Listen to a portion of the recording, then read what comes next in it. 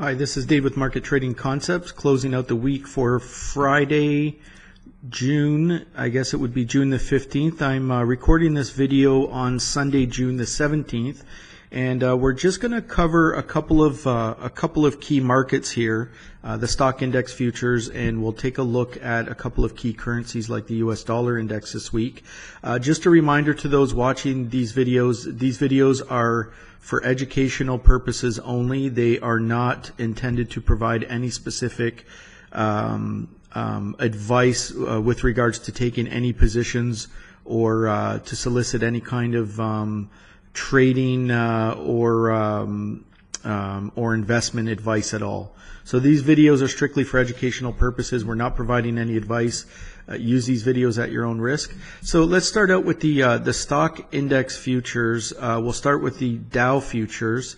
Now here's the contract has rolled over from the previous month's contract.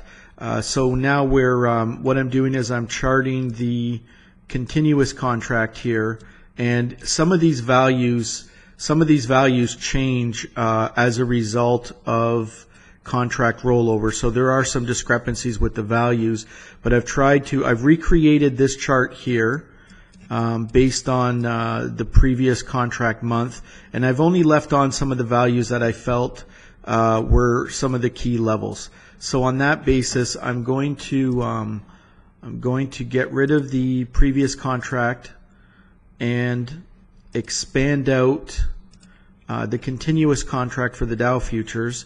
And one of the things that we notice is that we were looking at a potential short side move previously with the continuation of this pattern down. And where we said that things might change is we were looking at this level here, and we were looking at this level here to ultimately provide resistance and to look for the market to roll over. Now, the market changes all the time, and obviously that didn't happen, right? Now what we're looking at is a situation where, we're looking at a situation where the market has actually found support in and around these areas, and it went into and established a range between, I'm just going to zoom in here, between these levels. This was pretty tough trading actually, in and around these levels between 521 and 300, 12,521, 12,300. So we established this kind of range for a while, and we broke out one day. This was actually a gap up on, I believe it was last Sunday night when the futures market opened, and then we sold off really hard all the way back down. So then what we were effectively doing was we were caught in this dead zone. So we were effectively caught in this dead zone range, which you could treat like a Darvis box. And talking with some of the members here at the trading floor, we were looking at a breakout of this range, really to provide direction, because once the market didn't do what we were expecting it to do, and entered into this range, well, now it was a question of, okay, are we going to break through the bottom of this range, or are we going to break through the top? Now the market started showing some real signs of strength. Here was the first heads up, but then we had some really choppy action in here. But then on Thursday, when we broke above this level here at 521, that was kind of a clue and a cue that, we're not really going lower anymore. We're pushing higher. So now what we've effectively witnessed in the Stock Index Futures, in the Dow Futures, is it looks like we're now starting to push higher. And you can see that the 20-period moving average, the 21-period moving average here, has rolled to the high side. We've broken above 521, and now we're really looking at the long side of the market instead of the short side of the market. It looks like we have a potential reversal in play, and it looks like we may start to trend higher. So we had a break of this trend line here, this downtrend line. We had a break. We went sideways, and now we're pushing above this key level here. But the real challenge point now at this point in time, in my opinion here, and this is just my opinion, is this roughly 12,709 to 712. So what I've done is I've looked at it a couple of different ways and said, okay, we need to really break above this spike high. And what I did was I drew some fibs here from this high to this low. And what I'm getting here is a 61.8% retracement. That's really kind of, from a fib analysis, the line in the sand between, long and short. We really need to cleanly get above this level in order to really start looking at the long side. And in my opinion, I'm happy being above this level, 521, to look at the long side, because I think the market is, in my opinion, the market is showing signs of strength above there. And as long as we hold above there, we're probably going to push higher. So what I'm looking at now is for the market to put in some kind of structural signals, or some kind of structure to the market in the sense of, okay, now we've put in a higher high somewhere, or have we? Okay, have we put in a higher high? We have a low in place. I'm looking for where we're going to put in a higher high, because we broke above these levels. And then I'm looking for some kind of a pullback with a higher low to hold. Okay, and then what I'm looking for is for it to start putting in, some kind of trending action with another higher high. So that's the kind of structure that I'm looking for in order to confirm if we're going to actually go higher. If we fail these levels and then we fail this level, then we're just really entering into a big chop fest, or we're setting up for a potential reversal. So in order to really get on board this move here, personally, in order for me to personally get on board this move, I'm really looking to hold this level and ideally break above this level here. So if we can break above that level, break above that high, 61.8% retracement on the daily chart, everything will kind of look good to potentially retest these highs all the way up here at about, I think we're looking at 13,000. Well, let's take a look. We're looking around 13,210, 13,220. We're looking for a potential retest of those highs in terms of, stair-stepping into that level. And if we can get above those highs, we may even be looking to go higher. But this will be the real challenge point, somewhere around 13,200 if we can get above these levels. We have another challenge point just above us at 12,800. So I think the safe bet would be to get above 12,800 and then look at this 400-point range in here to see if we can actually close the gap there. So I hope that makes sense.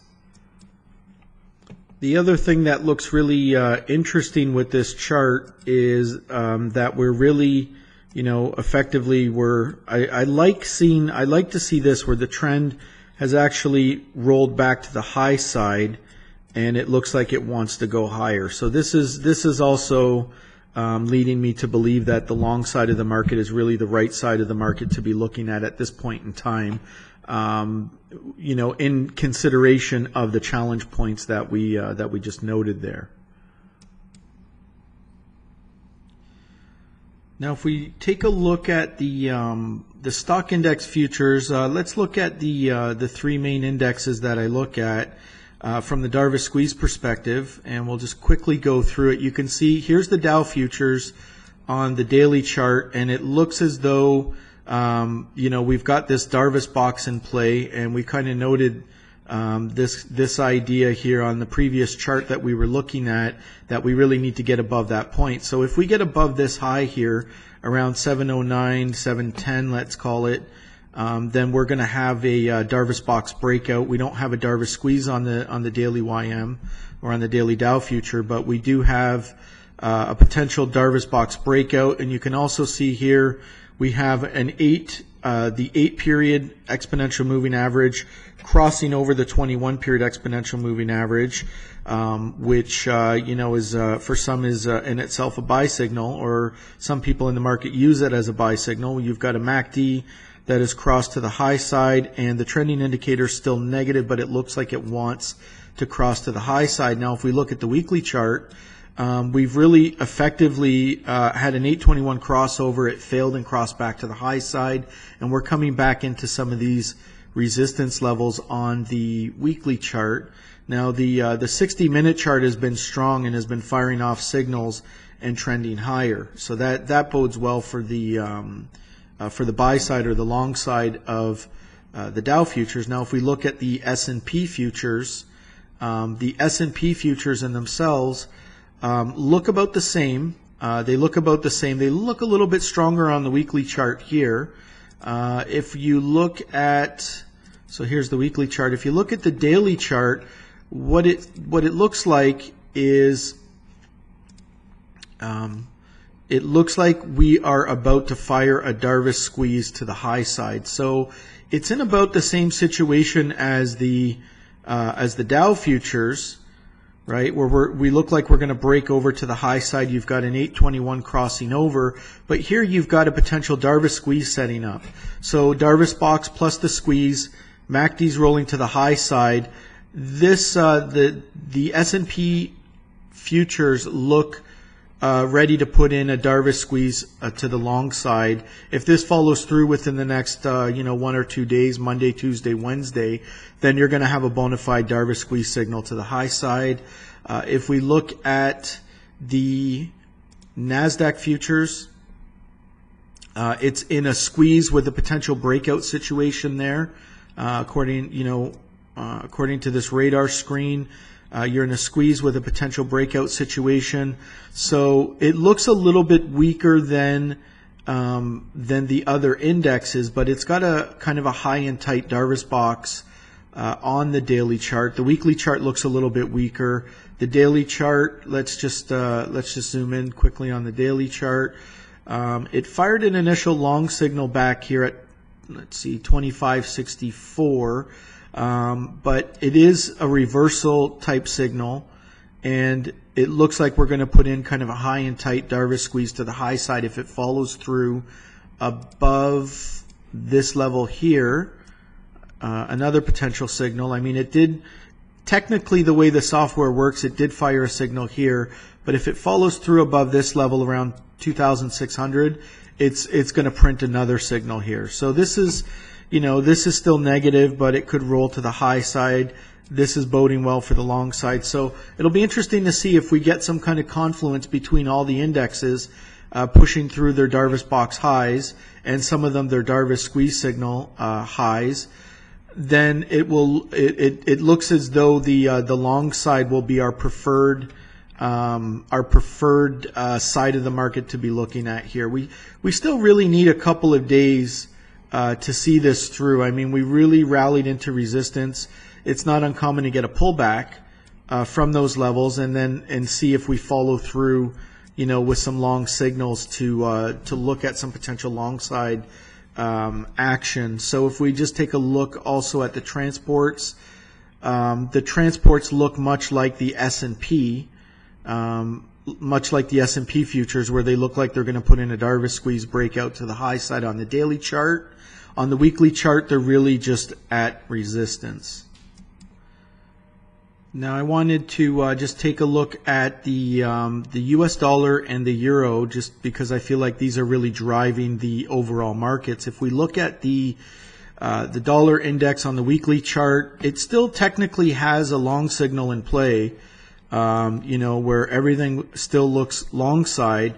However, that said, last week's bar was a real, coming all the way up here and then closing more than 50% off the highs, closing near the lows, is pretty negative. That said, we're still holding the 8 EMA on the weekly chart. So that is, short-term support on the weekly chart. So kind of some mixed signals here where you've come and tested the breakout point of this weekly Darvis box. You're a little bit below it. I think you closed right close to it, and you're still holding support. So initially this looks like a sign of weakness, but you're at support. So you can't really draw any any major conclusions from that. You're kind of getting some mixed signals. On the daily chart, same story. You've got a stacking of Darvas boxes to the high side, right? But then you've got the price just kind of slipping through the bottom of this Darvas box. So and you're below the 21 exponential moving average. No real clear signals on where the dollar index wants to go. If we have a look then at the euro, let's see here, the euro on the daily and weekly chart. So the euro futures, you had this. Let's just expand out the weekly chart. You had this this sell signal from way up here according to the Darvas squeeze methodology. It played out. You went a little bit lower, well, quite a bit lower. I mean, this is a weekly chart, and you still have, the sell side in play. However, you're kind of in retracement mode where you're, this bar was the exact opposite of the weekly bar on the dollar index, where it appears to have been accumulated all the way back up close to its highs, right almost into the 8 exponential moving average, which would be resistance in this case. So you're getting the same kind of story on both the euro and the dollar index, because they do move inverse each other, or historically they have. Now, but what you're getting here is really, you're looking at sell side, the pressure being sell side on the weekly chart, retracement mode back into resistance, and conversely on the dollar index, it has been buy side on the weekly chart, and you're getting a pullback into support. So you really need some time to prove out where these really want to go, in my opinion. They just, they're not really telling you a heck of a lot. The daily chart of the euro looks interesting, in the sense that if you look at, let's see here, I'm just going to remove these fibs because I don't think they're relevant anymore. If I look at this from a chart pattern perspective, we've been in a downtrend, and if I just throw, actually let me do this properly. Let me throw a trend line on here. Trend line. From these highs, I'll connect one of these points here, and let's see, I've formatted the way these work. So let me change this to red. Let me make it a little bit weightier. And then let me extend it right. Okay, there, that's what I'm looking for. So this pattern, I've seen this pattern many, many times before. And what it looks like to me is we're in a downtrend. You can see here, here, here. So you've had 1, 2, 3 tests of this trend line. And now we've broken above this trend line. We've come back down and we've tested the trend line there. And we've put in a structure of what appears to be a higher low in place. So here's your low. It looks like you put in a higher low around here, and now you're coming to the top of this Darvas box and this swing point high. And if we break above this Darvas box, then we might be setting up for a reversal. This to me is a reversal pattern. If we follow through above this Darvas box, above, let's say, I believe this is 127. We'll just throw a line on here. Drawing horizontal line. Let's just try and get it fairly accurate. So 126.79, so 126.80. So if you can really get above, let's say 127, then we have the potential for a reversal in the euro. This to me is a pretty common pattern that I notice quite often, as described. And if we can get a break above there, then we have the makings of a potential reversal in the euro. So this would bode, if this plays out, this would bode for, euro strength, US dollar weakness, and possibly strength in the, if the euro and the stock indices are correlated, are still correlated, then you could, be looking at strength in the euro, strength in the stock indices, and weakness in the US dollar index. Now, admittedly, we're getting a lot of cross currents. It's not as clear cut as this. Things seem to be reversing on a dime in this market. I think there's a lot of bigger issues at play which require, I don't want to call it manipulation, but maybe intervention from central banks and from government entities in order to keep everything kind of in check. I mean, these are unprecedented times, so, you know, anything can reverse on a dime. But this is, at this snapshot in time, at the close of this week, this is what looks like is potentially setting up. So I hope that helps for what it's worth. Just a reminder, these are not trade recommendations. This is just, these videos are for educational purposes only, to share some ideas on perspectives of analyzing and looking at the markets, chart patterns, things of that nature. So I hope it helps. If you have any questions, feel free to send me an email through the Meetup site. We have a meetup coming up this upcoming Sunday, June the 24th, and I'll just link you over to that. So if you go to meetup.com, this is our meetup group. We meet once a month, and Burlington Investment Idea and Active Traders Meetup. We'll probably be changing this to we'll be changing this name to make it a little bit easier. It's kind of a cumbersome name, and we've had some feedback to that effect. So here's the website.